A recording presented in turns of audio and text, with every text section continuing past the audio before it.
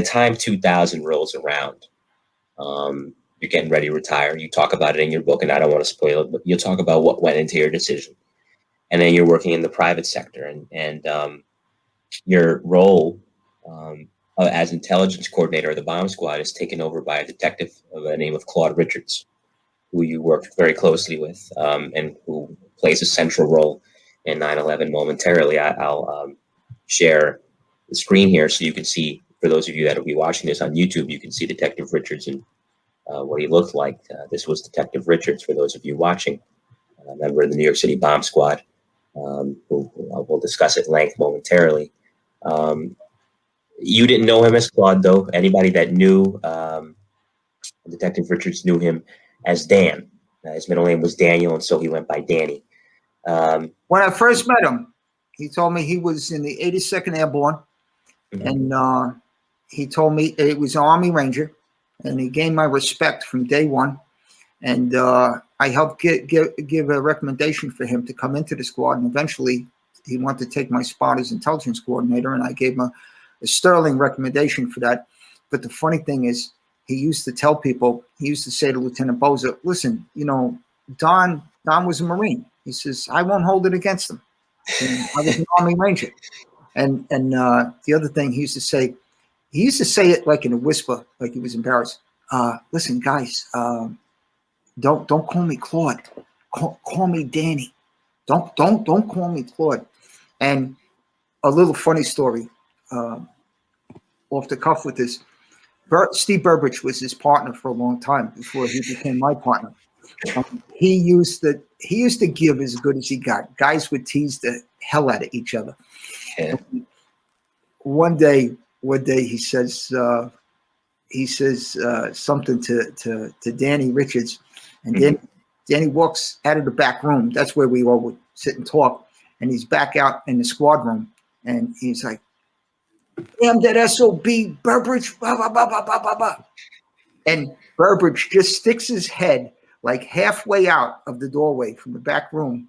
And if you remember that, what was that Alfred Hitchcock movie? Bates Motel. Yeah, Bates Motel. He'd stick his face half out, and he'd say, now I can't think of the name of the Norman. I'm sorry? Norman. The character? Norman. Oh, yeah, Norman. You say, Norman, calm down. Come back and see your mother. And, oh, my God. Daddy's head would, like, explode. So that's kind of a little funny joke, you know, a little dark humor between cops.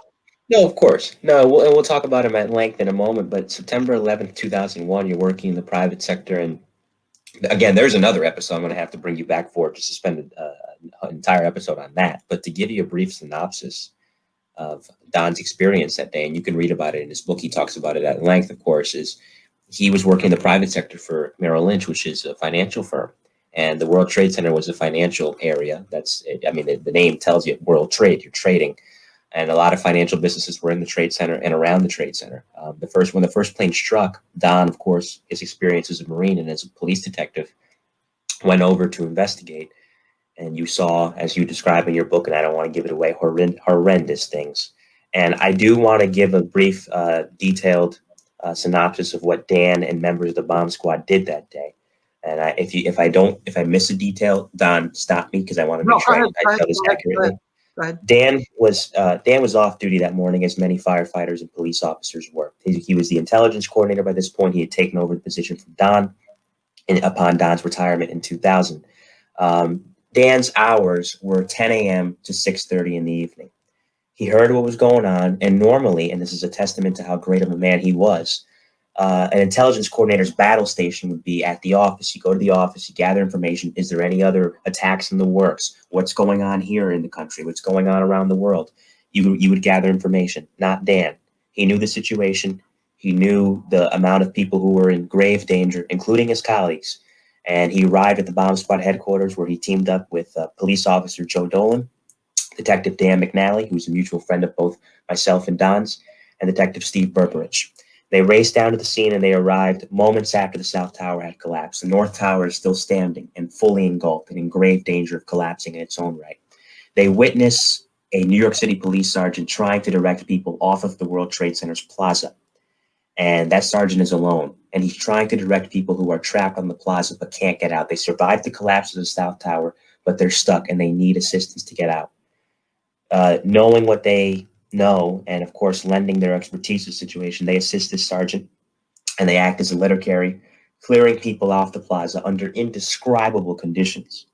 It is from there that they team up, I should say, with members of the emergency service unit. Among that unit, Sergeant Mike Curtin and Officer John DeLara of Emergency Service Unit Number 2, which is based up in Harlem.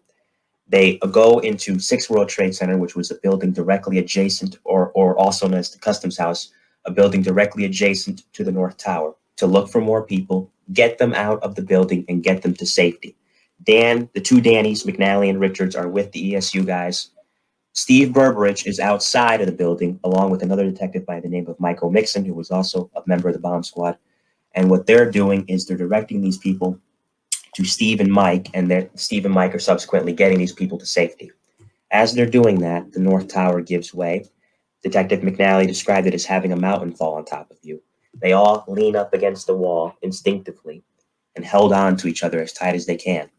Danny Richards, Sergeant Curtin, and Officer DeLara are standing 10 feet, no more than 10 feet behind Danny McNally. And this is everything I'm telling you is a secondhand account of what I've You got it right. You got it right. read and Keep going. read from and listened to an interview that McNally did and Berberich as well. The debris of the North Tower crashes through the roof of the Customs House. It tears through each floor, and it goes into the lobby of where these men are standing. And it's simply a matter of where they were standing inside that lobby that determined whether or not they lived or died. Yep. Dan and the members of the ESU team that he's with are towards the exit of the building. They survive, as do Steve and Mike. But the debris that crashed down through the lobby not only crashed through the lobby, but crashed down into the sub basement of the World Trade Center complex. And it took Detective Richards, Sergeant Curtin, and Officer DeLara with them, and all 3 men were killed. They would not be found until the spring of 2002. They recovered Sergeant Curtin's March 6th. Today actually is the anniversary of discovering Danny. He was found on March 29th, 2002. I was just going to say something about that because Steve Berberich reminded that to me in a message this morning. Yeah, they found Danny 19 years ago today in the rubble of the Trade Center, 6 months after he had died. And then they lastly found John DeLara 7 months of the day, April 11th, 2002. Detective Richard, Sergeant Curtin, Officer DeLara, and all members of the New York City Police Department who were killed that day were posthumously awarded the highest honor that a New York City police officer can receive, and that is the NYPD's Medal of Honor. That was bestowed to them on Medal Day, December 4th, 2001. So we kind of talked about it. A lot of us, like myself, only know about Danny because of the day and the way that he died, but he was a hero long before that day. You worked with him, you loved him. So when you look back, what are some of your favorite memories of him? And we'll wrap up with that. Danny Richards was what you would call a real straight arrow. If you saw him standing at the curb on Hudson Street, coming back from getting a sandwich at the deli, and there was a crowd of people waiting for the light to change, when that light changed, you'd pick him out of the crowd. He still walked and talked like an Army Ranger. Ramrod straight, honest as the day is long, hardworking guy, always do the extra mile. One of the funny things that I remember about him, off the top of my head, we had a disagreement. He would go off on a tangent on something, but he would be very emotional about it, that he was absolutely right. And me and Steve Berberich would say, Danny, there's a chance that there's another answer to this. There's another way to go. And he'd be like, no, I'm telling you, this is the way to go. Okay. So at the end of that, he was kind of pissed at me, and it was time for lunch, and we were going to order Chinese food. And I go for my wallet, and I actually left my wallet at home. And he saw the look on my face, and he comes over in a stern voice and says, what's the matter? And I said, listen, I'm not in for lunch. Why not? I says, I left my wallet at home. Without skipping a beat, he reaches in his wallet discreetly, pulls out a 20, and slips it on my desk and whispers to me, "Pay me back payday." All right, so now he's in for lunch. What do you want? So, that's the other thing is too, we played a joke on him. He served in Bosnia with British and Danish soldiers back in the days of Slobodan Milosevic. And he was doing what was called ethnic cleansing. It's rather complicated, but this is when communism was dissolving in the small satellite states in Eastern Europe, Serbia, Bosnia, and all this here. Right. And they were literally murdering men, women, and children who were Muslims. Absolutely horrible, but they needed genocide, basically. Yeah. What Hitler did to the Jews. And so anyway, Danny volunteered through the State Department. We had many contacts with the State Department over the decades, and it just became stronger as time went by. We had many members who had many special expertise. Danny volunteered with the State Department, and he took a leave of absence for 13 months. He went overseas, he served there, and he helped do a lot of great things. Anyway, that's a story in itself. He comes back, and we find out he's coming back on Sunday night on the 4 to 12. He's flying into Newark from Europe somewhere, and he still has his jumpsuit on, and he's got his soft luggage and everything. So Danny was always into music. So he always used to get like CDs made, which was like semi-legit, okay? He loved music. So we get permission from Sergeant Ahern, take a car, go over there. Don't get involved. Just pick him up from the airport, bring him home to his apartment. So we get there, and we're wearing a disguise. And Steve Burbridge made this like 2x3 sign that said, "Welcome home, Norman." And we got this female supervisor from Customs to play a joke on him that they waited. There's this long line of people coming in on the international flight to get through Customs. We got her to go up with two guys that look like football linebackers in uniform from Customs. Tell them, "Are you Danny Richards? Give me your passport. Is that all your luggage? Come with me. What do you got in there?" And now he's like, because he's got these music CDs, right? So he's jammed up. So she says, "Not only are we going to search your luggage, come with me." And these two guys get on the side of him. He's carrying his luggage. "Listen, I'm a detective from NYPD bomb squad. I'm coming back from Bosnia. Blah blah blah blah blah blah blah." Just hold on to that. Where are we going? You're going to go in that room, and we're going to do an inner body cavity search of you. Well, at that point, he was like shocked. And at this point, we all just start laughing. Me and Burbridge walk over. We got like a funny nose and glasses with a mustache on.